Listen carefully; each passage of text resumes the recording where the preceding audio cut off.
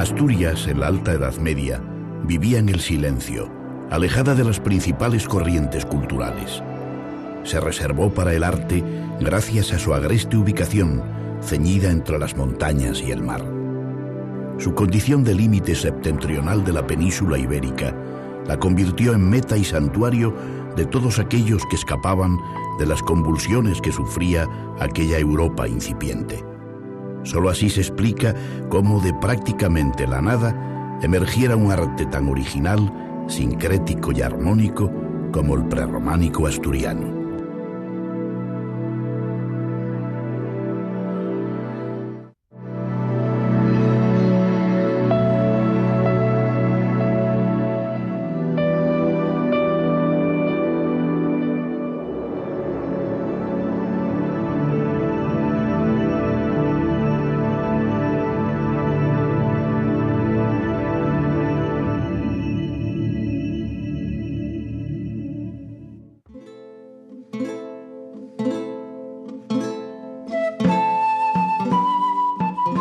Durante el reinado de Alfonso II se produjo un hecho esencial para la cristiandad occidental: el supuesto descubrimiento en tierras de Galicia del cuerpo del apóstol Santiago, una Galicia que, no lo olvidemos, formaba parte del reino alfonsino. Según la leyenda, el monje Beatus de Liébana, que vivía como ermitaño en las cercanías de Iria Flavia, vio una luz sobrenatural que brillaba en la noche en la espesura del bosque.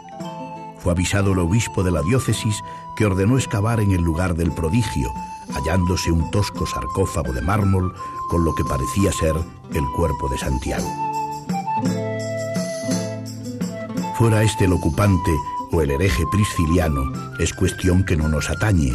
El caso es que el descubrimiento sacudió a una cristiandad ávida de milagros que levantaran la moral de unas huestes empeñadas en la lucha contra los invasores musulmanes.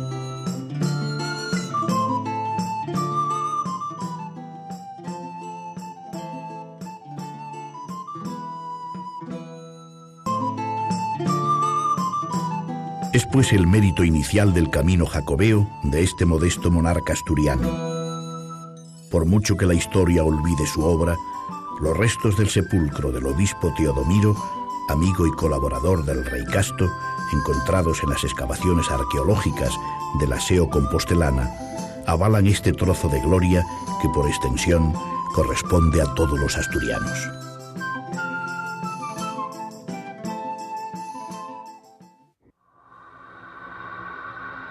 Tras la etapa inicial de formación del arte prerrománico, coincidente con el largo reinado de Alfonso II, accede al trono Ramiro I, quien, pese a su corto mandato, entre el año 842 y el 850, consiguió llevar el arte asturiano a su indiscutible período áureo. La obra ramirense durante estos 8 años cobra un mayor valor si consideramos que su poder estuvo constantemente amenazado por las revueltas internas, la proliferación de casos de brujería, magia y bandolerismo, que él reprimió sin contemplaciones, recurriendo a castigos ejemplares como la extirpación de los ojos o la muerte en la hoguera.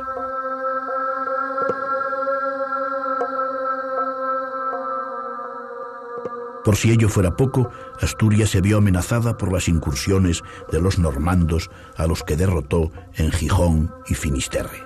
El prerrománico se enclava en un momento de cambio,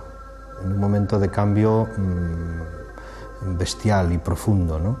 Estamos hablando de el monte, cómo el monte comienza a bajar a las villas que se empiezan a construir, ¿no? En ese momento es donde aparecen monarcas rodeados de gente, de artistas que sugieren cosas que son propicias para el cambio y que a su vez suponen cambio en el arte, en la arquitectura, etcétera, ¿no? Yo creo que ese es el momento del prerrománico.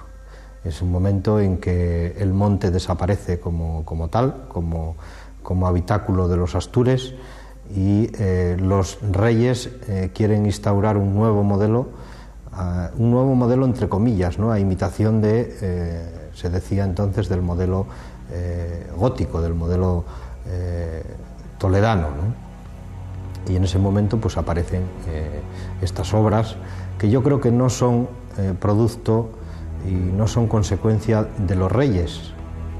Pasan así a la historia, pero son consecuencia de los artistas que en ese momento rodeaban a los reyes, que supieron o tuvieron una visión muy evidente de futuro. La literatura, yo siempre digo que sirve para acercar la historia a la gente. Muchos hechos históricos nos pasarían completamente desapercibidos si no fuera por la ayuda y por la mano de la literatura. En ese sentido, yo encontré un vacío muy grande en nuestra historia, en la época del prerrománico, y bueno, fue uno de los motivos por los que decidí implicar a la literatura en ese acercamiento de esa historia nuestra a la gente.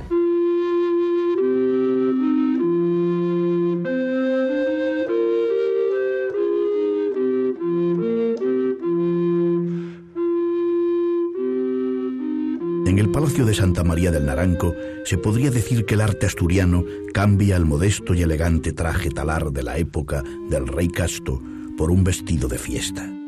Porque está claro el deseo de emulación y superación del rey Ramiro con respecto a su predecesor Alfonso. La arquitectura se hace más sensual, menos hermética. Se favorece la contemplación externa con una profusión decorativa nunca vista hasta entonces. A pesar de que fue utilizado como templo desde el siglo XII, se trata de un palacio de recreo que formaba parte de un conjunto suburbano palatino del que solo se conserva la iglesia de San Miguel de Lillo. Tal vez tras el derrumbe parcial de este templo se trasladó el culto al palacio, como atestigua el ara o mesa ceremonial que aparece en el mirador. Es en esta mesa, cuyo original se puede contemplar en el Museo Arqueológico de Asturias, donde está la inscripción fundacional del edificio, consagrado el año 848 de la era cristiana. En la obra se conjugan prodigiosamente la pericia técnica y el sentido estético, como muestran los abundantes contrafuertes que soportan el peso de las bóvedas decoradas con estrías. En esta etapa no solo se prescinde de la madera, sino que también se abandona el ladrillo. Para sustituirlo se utiliza una piedra caliza muy porosa y por lo tanto muy ligera, la piedra toba, que posibilita levantar bóvedas que puedan ser sostenidas por contrafuertes de modesto volumen y abrir huecos donde anteriormente solo se concebían sólidos muros cerrados. Las columnas también proliferan, adornadas en forma de soga y terminadas en capiteles. Estos son de dos tipos, los de motivos de flor de acanto, de tradición romana, y los de forma piramidal, de origen oriental, decorados con figuras de animales y personajes que recuerdan a homólogos bizantinos y visigodos.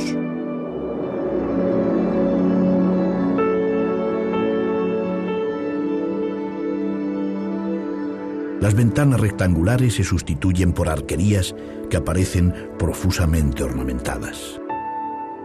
Otra seña identificativa del arte ramirense del Naranco son los rosetones labrados con diferentes motivos, animalísticos, antropomorfos, cruces y seres fantásticos.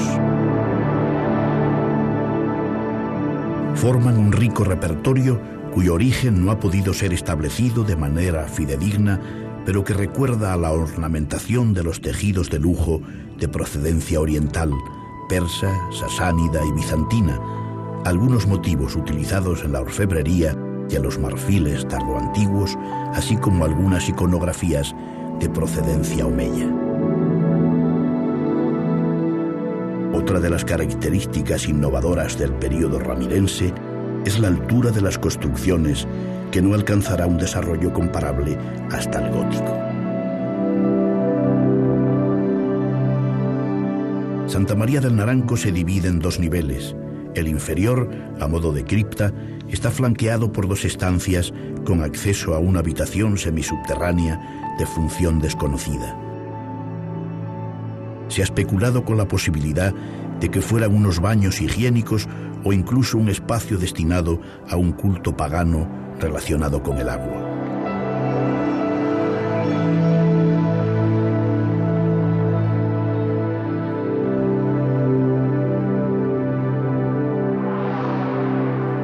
El segundo piso también está distribuido en 3 espacios.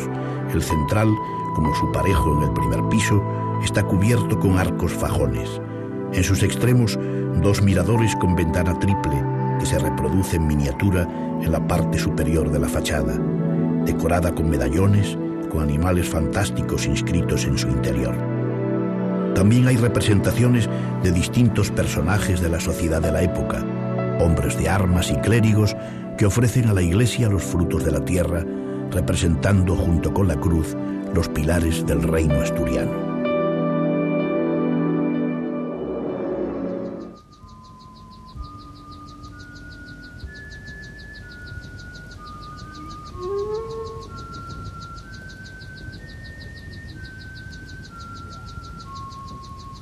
Las construcciones del rey Ramiro en el Monte Naranco son de una audacia inédita, un brillante relámpago entre 2 espesas oscuridades. Mucho antes que otras latitudes, se consiguen edificios totalmente abovedados, con una altura que no alcanzará un desarrollo comparable hasta el gótico.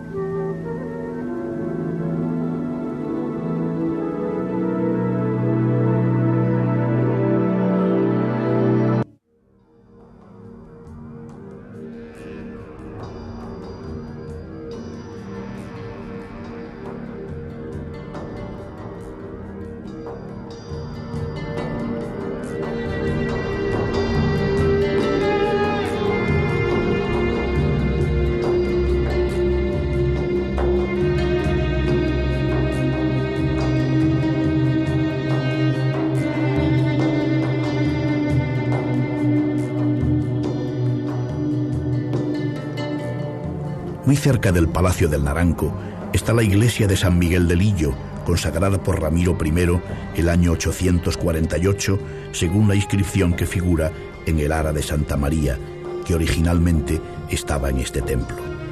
Su traslado se consumó tras la ruina parcial del edificio, que se produjo en torno al siglo XII. Solo queda una tercera parte de su volumetría, y aún así nos impresiona por su altura y lo novedoso de su traza. Vale la pena elucubrar sobre cuál pudo ser su aspecto original. Mi hipótesis se sustenta en algunos elementos, en algunos hallazgos de esas excavaciones del Instituto Arqueológico Alemán.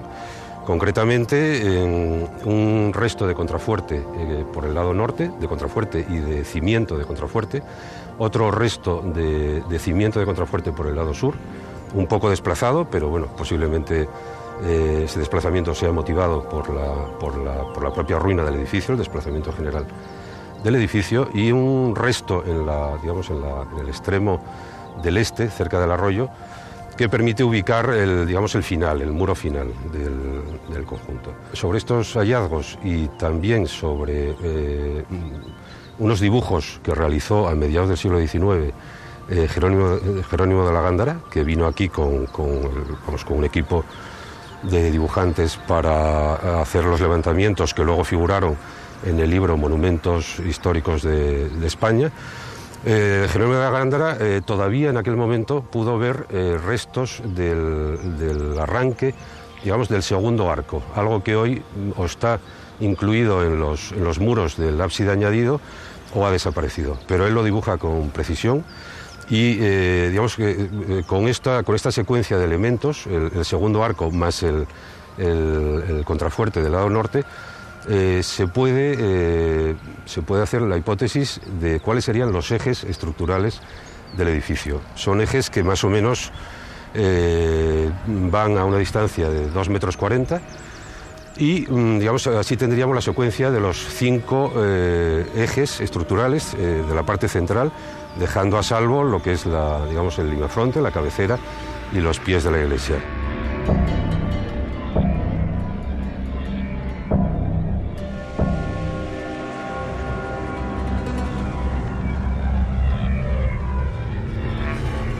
Tendría una planta rectangular con 3 naves, alcanzando la nave central la altura de 11 metros y 8 metros las laterales. En sus extremos, el antecuerpo o vestíbulo y la tribuna real, actualmente conservados, y en el lado opuesto, la cabecera desaparecida, que razonablemente tendría 3 ábsides, en correspondencia con las 3 naves, y que hoy está rematada pobremente con materiales reutilizados.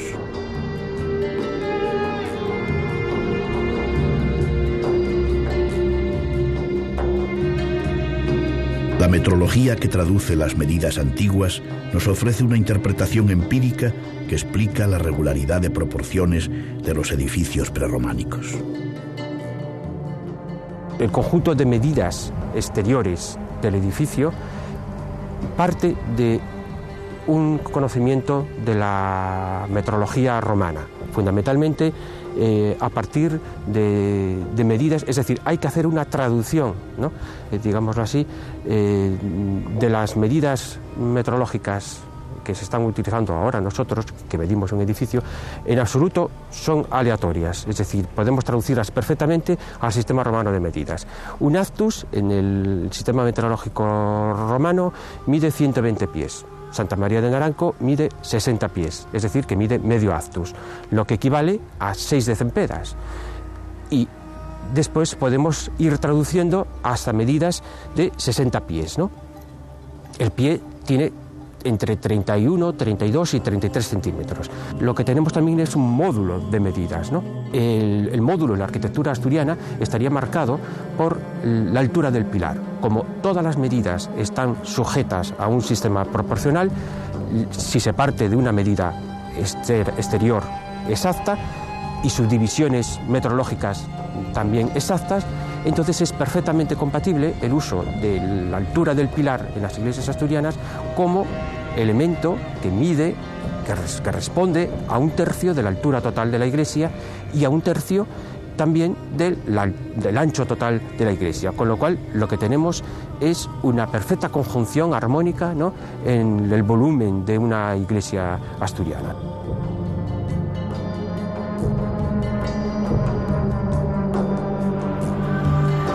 La tribuna regia, a diferencia del modelo de Santullano, se encuentra sobre el acceso del templo, ocupando el eje axial.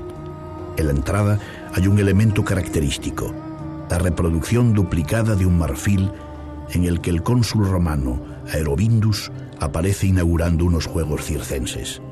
Su identificación ha sido posible porque se conserva un ejemplar en el Museo del Hermitage de San Petersburgo, fechado en el 506. El juego variado de volúmenes distribuye irregularmente la luz, que se toma como un elemento sagrado que se encuentra más presente en las partes más elevadas del edificio. Las celosías, muy elaboradas y hermosas, tamizarían esa luz celestial, antecediendo en su papel sobrenatural a las posteriores vidrieras coloreadas.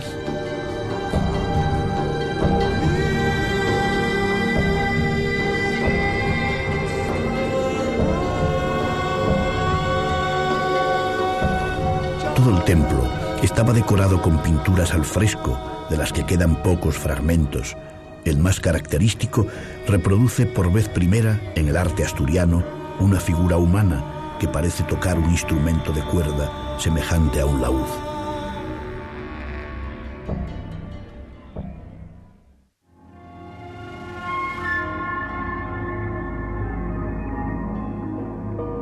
Bastante más al sur, en el concejo de Lena, dominando desde un promontorio el pueblo de Vega del Ciego, lugar donde hubo una importante villa romana, la iglesia de Santa Cristina de Lena otea el paso natural hacia la meseta a través del puerto de Pajares. Sin fecha de edificación ni hueco en las fuentes, su origen resulta incierto, siendo los más los que se inclinan por la posibilidad de que fuera obra de Ordoño I, sucesor del rey Ramiro, quien podría haber tenido un complejo palatino en el lugar que hoy se conoce como el Palacio.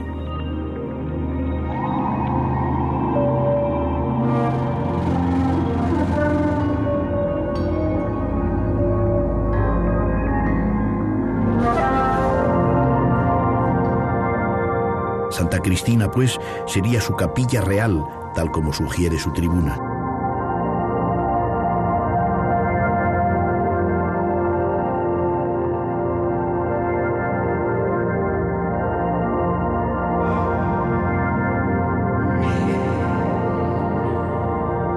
diferencia de templos anteriores, consta de una sola nave con 2 cuerpos adosados, uno que sirve de vestíbulo, con la tribuna regia en su parte superior, y otro que aloja el presbiterio con el altar. En las paredes de la nave hay otros 2 espacios de menor altura que la flanquean. Su utilización hipotética sería como espacio reservado a los catecúmenos, dentro de la distribución típica de las iglesias orientales.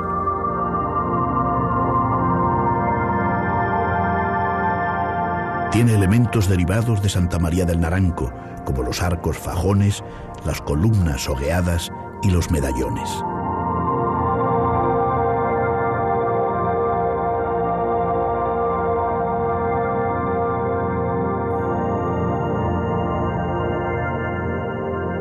La bóveda original se derrumbó en una fecha desconocida, siendo repuesta a finales del siglo XIX.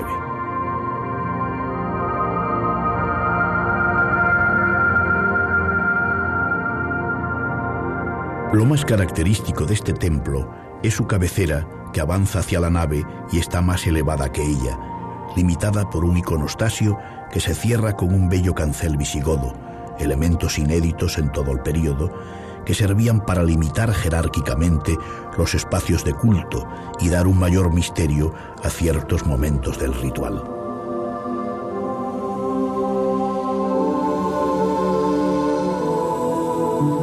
En este templo se acentúa especialmente el carácter escenográfico. Aquí lo diáfano no tiene cabida, la luz se reserva para el rey y los pocos elegidos que le acompañan permanecen en la penumbra, sin que su complicada división estructural permita la contemplación total del espacio a otra persona que no sea el monarca, situado a la misma altura simbólica que la propia divinidad.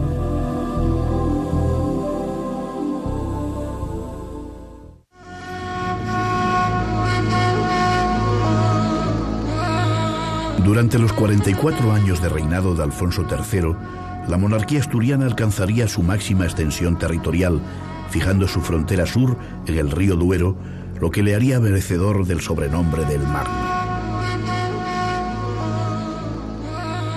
Entre el año 866 y el 910, desarrolló su incansable actividad artística, ignorando los logros del período ramirense y retomando las formas de Alfonso II, del que se sentía heredero. Durante su reinado atrajo a muchos cristianos que habitaban las zonas árabes, fundando ciudades tan importantes como Zamora. Este flujo de población mozárabe pudo ser el germen de las influencias estéticas de la cultura de Al-Ándalus, que se identifica en muchas de sus construcciones.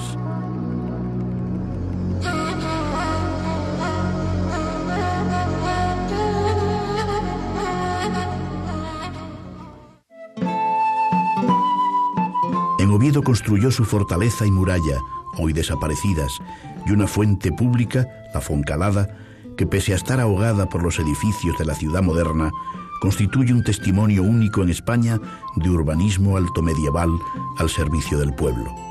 En su fachada aparece la inscripción característica del Rey Magno. Este signo protege al piadoso, este signo vence al enemigo. Señor, pon el signo de la salvación en esta fuente para que no permitas entrar al ángel destructor.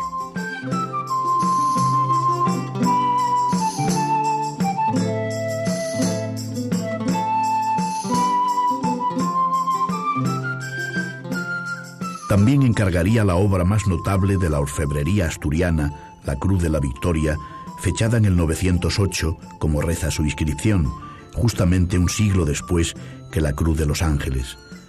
Realizada en el desaparecido castillo de Gauzón, también de fundación alfonsina, sufrió el salvaje robo de 1977 que terminó con gran parte de su obra original.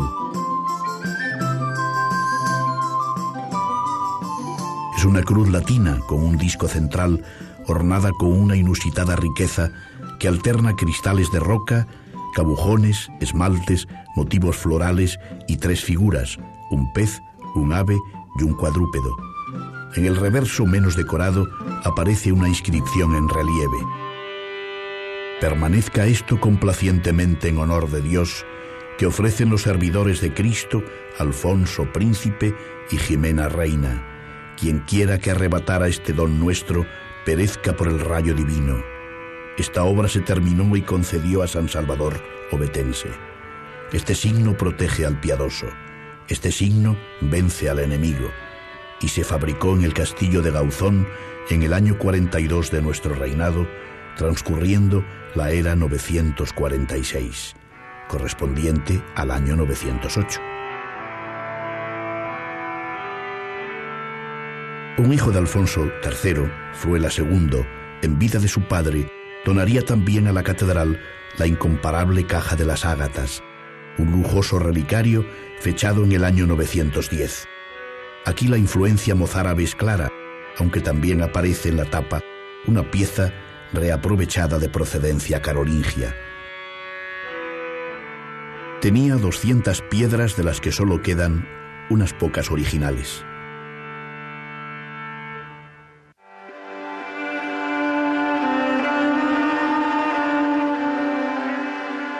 La iglesia de Santo Adriano de Tuñón está enclavada en un pequeño núcleo rural en el que Alfonso III y su esposa Jimena fundaron un monasterio allá por el año 891.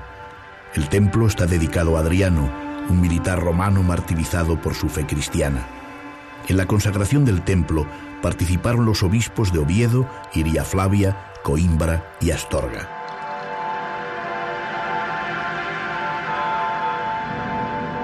La fachada y cuerpo de acceso no tienen que ver con la obra original, de la que también se perdió una de sus estancias laterales. Aquí la influencia mozárabe es patente en la ventana ajimezada y en las pinturas murales de la cabecera.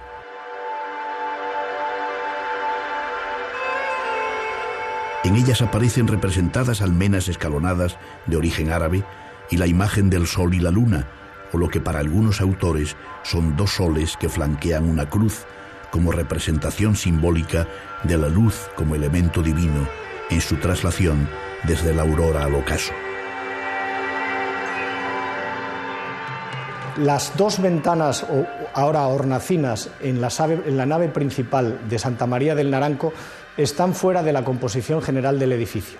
Eso me hizo pensar en la posibilidad de que la luz de las ventanas tríforas que vemos en cada alzado entrara dentro de la nave con mayor intensidad en los primeros y últimos momentos del día.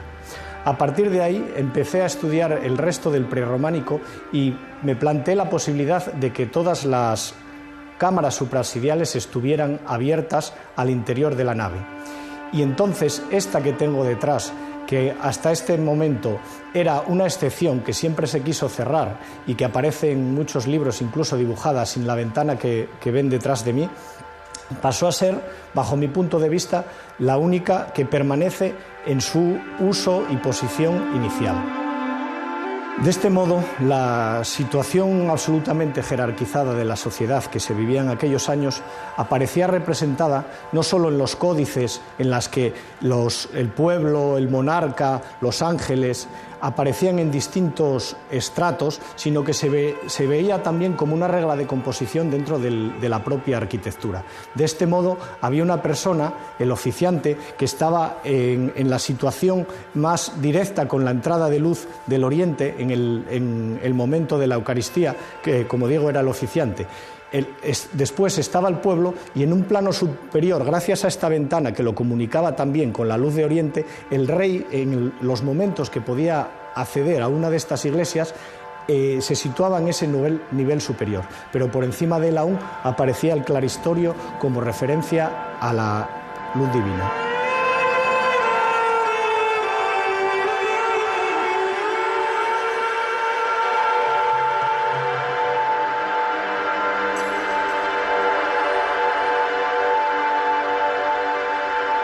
La presencia de las almenas musulmanas se interpreta como la manifestación de la obra de los infieles, a la que se ha de oponer la fuerza de la monarquía cristiana.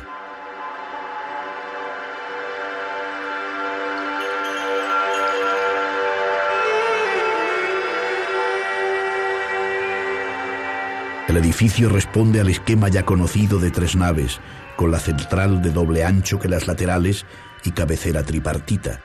La cubierta es de madera y, como corresponde a una fundación rural, se emplearon materiales más baratos como el sillarejo y el ladrillo.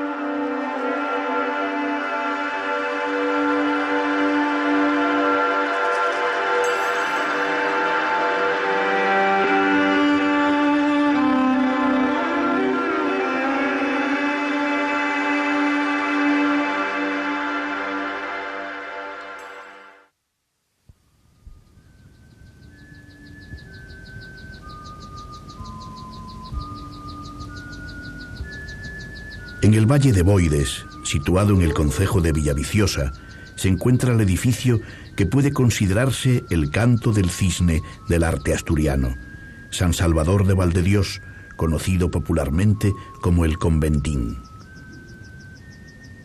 Consagrada el 16 de octubre del 893 por 7 obispos, parece ser que se levantó como iglesia del palacio que Alfonso III construyó para retirarse del que no quedan restos.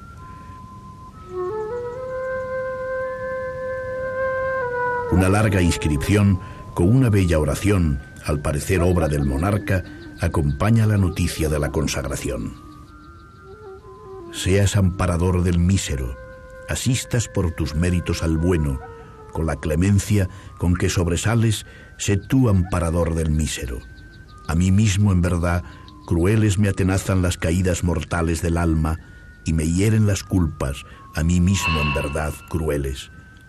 Resplandezca ahora, clemente, tu fructuosa gracia. Lo que levanta al derribado resplandezca ahora. Tu piedad nos asista, amparándonos en cuerpo a todos y salvándonos en espíritu. Tu piedad nos asista.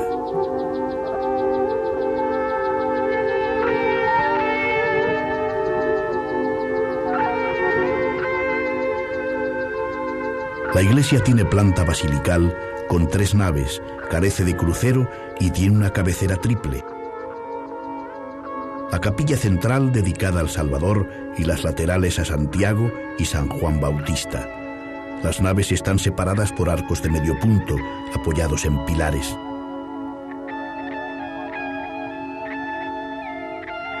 La central tiene una bóveda de cañón y casi 9 metros de altura. Sobre el vestíbulo, flanqueado por 2 pequeñas habitaciones que se cree pudieron utilizarse como estancias penitenciales, la tribuna real, desde la que el monarca podía seguir los oficios sin ser visto.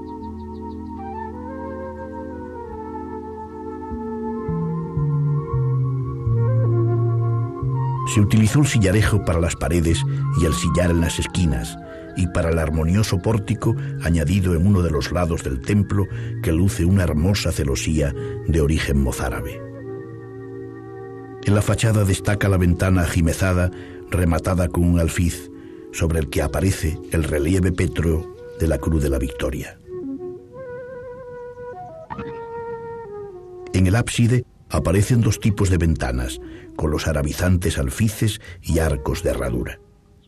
En la cubierta también aparece una almena escalonada de procedencia andalusí.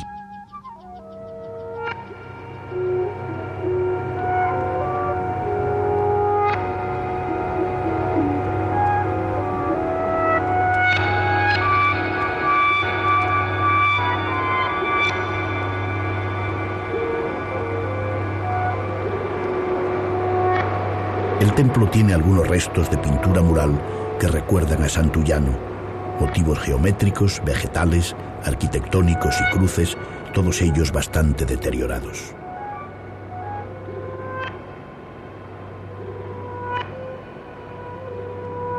Después de esta joya, la decadencia. La capital del reino se traslada a León, al quedar Oviedo situado en la periferia del reino. Los últimos coletazos, San Salvador de Priesca o Santiago de Gobiendes, no añaden nada nuevo a este resplandor artístico que sacudió Asturias y tras el que una vez más se hizo el silencio.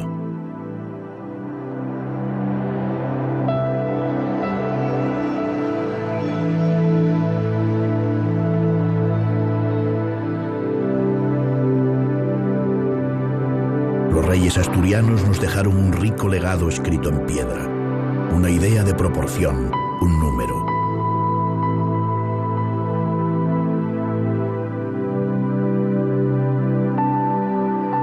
el resumen del universo conocido y el atisbo del paraíso prometido.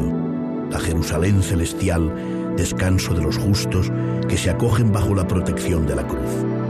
Sus edificios nos muestran unos rígidos esquemas sociales, pero también atrapan la luz como encarnación de lo divino, de lo que escapa a las palabras y la razón. Unas construcciones que, aunque nacen de la tierra, son una puerta al cielo.